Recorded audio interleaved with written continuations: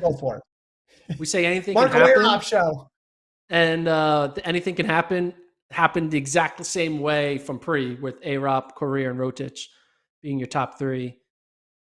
We talked about this event has just gotten weird, right? Where we're not seeing any true dominance and true like back and forth 1-2s. We see Olympic gold medalists not win in career. We see Olympic medalists in Patrick Dobek finish dead last in a race. Like, how often do you see that? Oh yeah, get Olympic medal and then dead last in a Diamond League race. Like, this event is just so wild. Anything can happen any day of the week.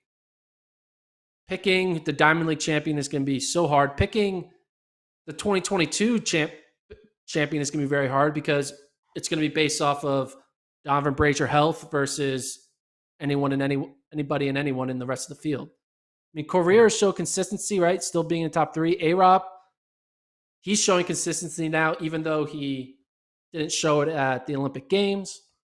Yeah. I'm excited to really break down the men's 800 when we get to the final Diamond League. I'm going to take like the top 8 guys, like whatever times wise, and just see how many losses they all have to each other, wins they all have to each other.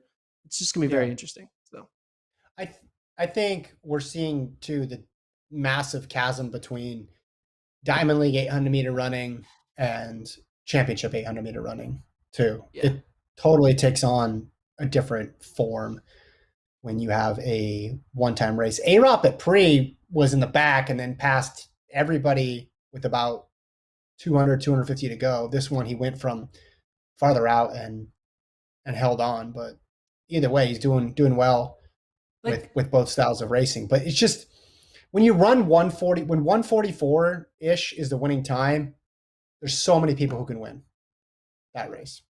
But Arop didn't make the final in the 800. This would be like, who's like someone who didn't make the final in the, I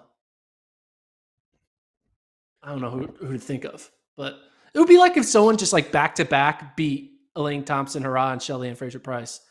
That's a bad example because they're all-time greats. Terrible But the example. fact that he doesn't make Olympic final and then the 2 next races, he beats the gold medalist and a silver medalist in back-to-back races. It's just kind of wild, right? He goes from, I'm not in the Olympic final to I can beat the gold medalist back-to-back. However, on the women's side of things, we saw something that was sort of similar with Kate Grace not making the U.S. team and then going over to Europe and winning a bunch. Now, that wasn't post-Olympics, and there's no a thing Mo type figure in the – like the top of the women's 8 right now is better than it's harder to upset than the top of the men's 8. But I just think this event is destined for a lot of unpredictability unless you have someone like Mo, Semenya, Rudisha in there, just because of the way it's run. Like I said, when it gets to 144, 143 high, just everybody can run it. Everybody out there can run that time.